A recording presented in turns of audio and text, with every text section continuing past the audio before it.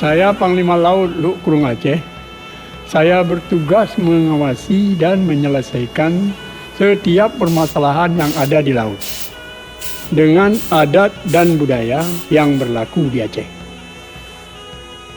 Semua permasalahan di laut selalu kita selesaikan dengan prinsip kekeluargaan dan musyawarah. Tidak ada permasalahan yang tidak bisa kita selesaikan.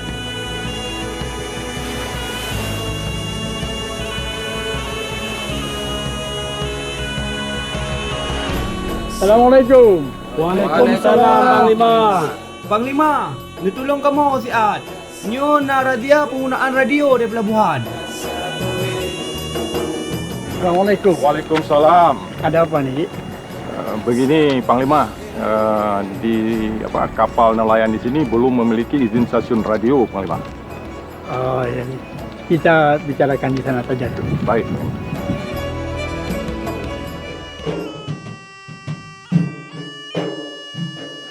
Bapak Panglima, kami dari kantor Balmon Spektrum Frekuensi Radio kelas 2 Banda Aceh memeriksa dan menemukan bahwa kapal nelayan yang ada di pelabuhan Lampulo saat ini masih banyak yang belum memiliki izin stasiun radio. Ini sesuai dengan amanah Undang-Undang Telekomunikasi, yaitu Undang-Undang Nomor 36 Tahun 1999, itu bahwa komunikasi keselamatan nelayan di laut harus atau wajib dilengkapi dengan izin stasiun radio. Kalau begitu, kami siap ikut peraturan pemerintah.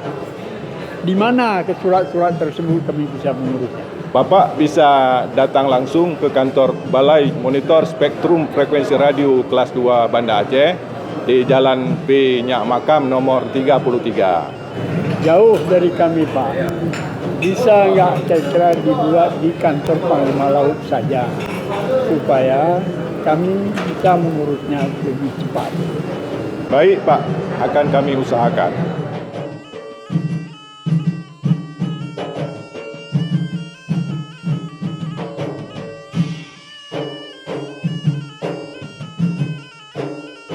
Assalamualaikum. Waalaikumsalam, Panglima. Jadi rakan-rakan, kita mandung kaji taurus surat radio. Agar tanyo hana hambatan dan kitanyo gampang berurusan hana gangguan. Jadi memandum tanyo harus taurus surat radio. Setuju? Setuju.